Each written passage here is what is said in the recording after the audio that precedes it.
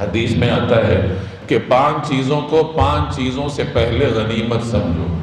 نوجوانی کو غنیمت سمجھو بڑھاپے سے پہلے، صحت کو غنیمت سمجھو بیماری سے پہلے، دولت مندی کو غنیمت سمجھو فقر سے پہلے، فراغت کو غنیمت سمجھو مصروفیت سے پہلے، اور زندگی کو غنیمت سمجھو موت سے پہلے۔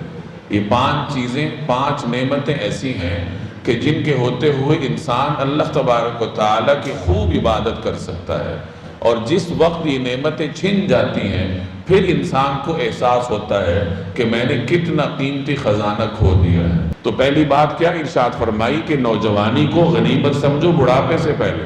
بڑھاپے میں جا کر آپ کا دل بھی چاہے گا تو روزہ نہیں رکھ سکیں گے آپ، کیونکہ بیماری ہوگی، اور اس نوعیت کی بیماری ہوگی کہ آپ زیادہ دیر تک بھوک پیاس برداشت نہیں کر پائیں گے، آپ کے اعصاب کمزور ہوں گے، اور طرح طرح کی بیماریاں انسان کو لاحق ہوتی ہیں۔ دوسری بات ارشاد فرمائی کہ صحت کو غنیمت سمجھو بیماری سے پہلے۔ یہ بھی اسی سے ملتا جلتا ہے کہ جب بیمار ہو جاؤ گے تو بہت سارے کام آپ سے چھوٹ جائیں گے۔ تیسری بات فرمائی کہ دولت مندی کو غنیمت سمجھو فقر سے پہلے۔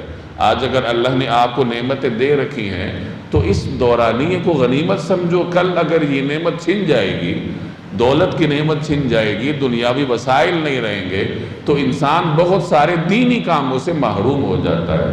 تو آج اگر اللہ نے وسائل دے رکھے ہیں تو اس کو غنیمت سمجھنا چاہیے۔ چوتھی چیز ارشاد فرمائی کہ فراغت کو نعمت سمجھو مصروفیت سے پہلے۔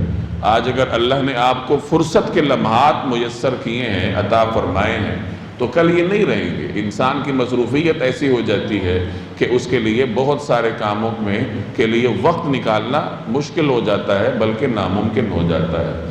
اور آخری چیز کہ زندگی کو غنیمت سمجھو، موت سے پہلے ایک وقت آئے گا، آپ کے آخری لمحات ہوں گے، ان لمحات میں چند لمحوں میں انسان کے دل و دماغ میں پوری زندگی کی ایک فلم چلتی ہے۔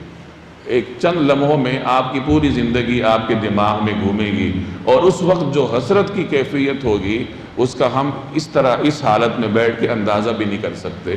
ظاہر ہے کہ جو ان لمحات سے گزرتا ہے اسے معلوم ہوتا ہے کہ وہ حسرت کس درجے کی ہوتی ہے۔ تو اس سے پہلے اللہ نے جب موقع دیا ہے تو اس کو غنیمت سمجھنا چاہیے۔